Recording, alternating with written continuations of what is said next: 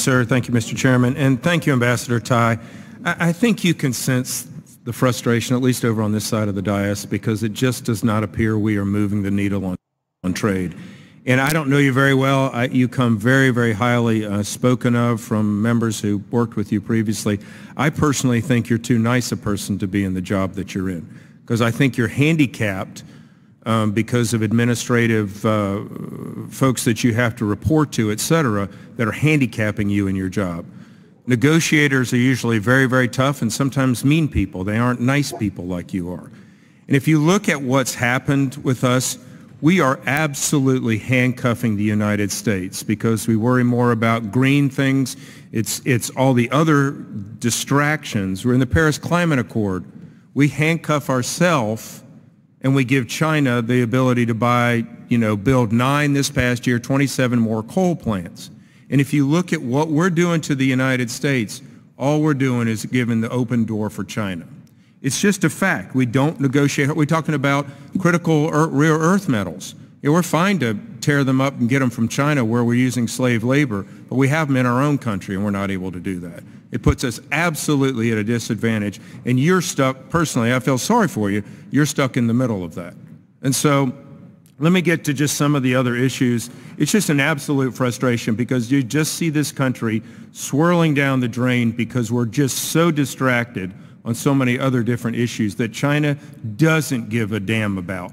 And because they don't give a damn about, they are just swarming over the rest of the world with influence.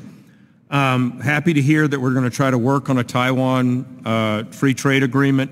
That's absolutely necessary. I come from the second largest pork producing district in the country. It's a big deal. Pigs are a big deal for us. Pork is a big deal for us. But unfortunately with Taiwan, we've seen our exports decline 35%, 1/3, since 2021 in a time when Taiwan's imports of pork went up 15%. Can you help me understand that? Why has that happened? Why have we hurt our own pork producers in a time when Taiwan has been increasing their importation? So, Congressman, I can assure you that I know to be nice to members of the Ways and Means Committee, and I've never been faulted for being too nice. I also have too nice a smile. I also don't need you to feel sorry for me. So please don't do that. Yeah, I feel like you've been put in a tough spot personally because there's just been this administration above you has just shown no interest in trade. Okay, well, let me just take off the nice a little bit. I don't need your pity. I stand up for the American people, and when I speak, people listen because I represent the interests of the United States. Let me go to your specific question on what are your frustrations around our trade policy. Look, I'm hearing it from this entire side of the dais.